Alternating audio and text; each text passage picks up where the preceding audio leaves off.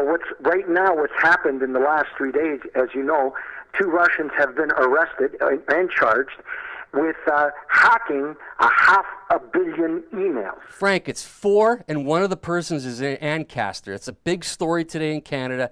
The hacker is right here in front of our eyes. Bill, would you say that's a big story? Nope.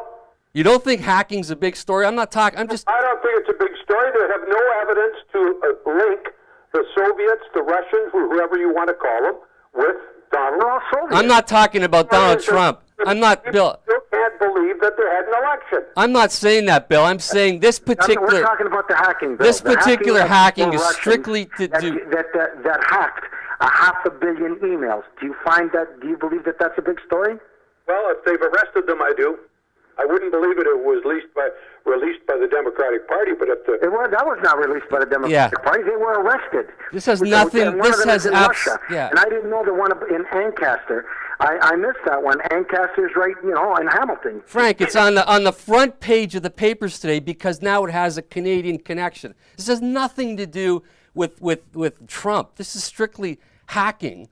They're hired to hack. Right, we know that, but that's a big deal.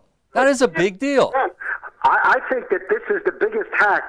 I mean, the Chinese were caught before, and they're still using the technology and the information that they stole from the federal government of the United States of America.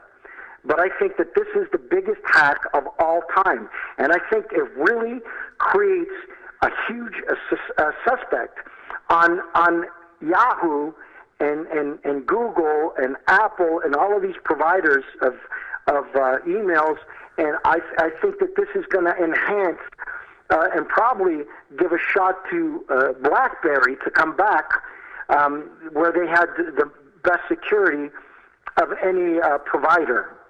I don't know, Frank. Why was that, Frank? I'm only asking out of ignorance. Okay, it happened today. We just saw an image of a kid. It's the server that they use. Like BlackBerry at one time still does. They still do have proprietary servers, and they're very hard because from what I understand, and I'm IT savvy, but I'm not a genius. But from what I understand is BlackBerry, the codes would change every second, right? Frank, I have a BlackBerry. I'll make it very simplistic. If I lose stuff, if I haven't backed up my BlackBerry, I can't get it back. If you have an iPhone or an Android, it goes up in the clouds and you can get it back instantly. That's why they and Yahoo and Google is the same thing, and that's why these guys can hack your. And that's why BlackBerry has that from a business standpoint, strictly for businesses. That's why they want to use BlackBerry. This thing right here, they don't want. The military. Yeah. But the Bill, military in Canada and the military in the United States have always used BlackBerries. Yeah, but what I'm saying is they just showed the image of 4 guys. One of them is a 22-year-old kid from Ancaster. This kid's got more money than God, and how did he get it? Who knows? But now we found out he's a hacker. He knows. He knows because I'll tell you how he got his money. Everybody knows. You know that it is very, very lucrative not to sell drugs, not to sell stolen merchandise like televisions and fucking computers. It's the biggest business in the fucking world is to steal identities and bank numbers. And there's in the black market, they pay big fucking money for that. It's a business. I'm just glad that they were able to capture these guys. If they know your bank account and your social security number or your social insurance number, that's our version of that. If they know that, they can go get credit cards. They can be you. And even if that lasts for a day or 2 days, and usually it's a week, and then people catch it. But in a week, if they have like 10,000 people, and within a week they could fucking nail each person for $10,000, right? That's $1 million that they just stole and it's gone, and they can't be caught anymore. So that's why, like I'm saying, just from a Canadian, the kid that we're showing right now, this kid's going to go to jail for 30 years. Unless he's got the most brilliant lawyer in the world. Though, Frank, but he's going to go to jail, I'd say longer than that if he gets into the United States. Yeah. If they try him and convict him here in Canada, right? Maybe 10, 15 years. I don't know if they have extradition. But if he goes to the United States, This is called, this espionage is taken very serious. The stock market in the United States, you get 100 fucking years. Yeah, I don't know if they have. I don't know if they'll be able to extradite him. I really don't. We have a treaty with the United States.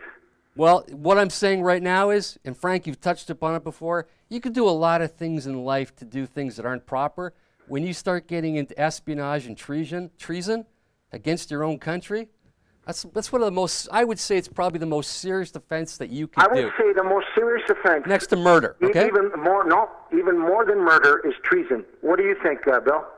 I agree, and I don't know where this kid from. I thought the kid from Ancaster was a Russian who'd come to Canada. He's a Kazakhstan who has the Canadian, whatever you want to call it, dual citizenship. Okay, yeah. He is. That doesn't matter. I think his parents came from Kazakhstan, whatever it is. He's a Canadian. Okay, yeah. He's gonna be tried as a Canadian. If the Americans have the right or the power to extradite him, frankly, it'll be 10 times worse. I believe, and I could be wrong, that he will not be tried here. The Americans are going to explain to our judicial system, and there's a very strong treaty both sides where, I don't know if you guys remember, there was Canadians that were out on the run in the United States, and they were picked up by the American authorities, and they were shipped here. Now, how did they catch them? That intrigues me. Well, the way it's very IP addresses. So when like you got cameras in front of your house, you could see the person who is aware. You can see their face, or you can see their image, right? An IP address gives you, especially these guys in law enforcement, they got some serious technology. Is basically a GPS to where it's coming from, right? So these guys who are hackers, they switch their IP addresses very fast. They rotate them. But if somebody in law enforcement can track, that's how they get pedophiles. But most of the time, that's how they catch a hacker. So that address will go straight to a house. So let's say that IP address belongs to Rogers. Then they go to Rogers and they say, where are you serving this IP address? Well, it's somewhere in Hamilton. Okay, give us specifics. So now they say it could be coming from 1,700 households or 2,000 households in Ancaster. So now they go one by one by one and they monitor. They don't do anything. They don't go, and then they start to see the habits. So some guys will be on Google and getting information. Some people will be watching porn.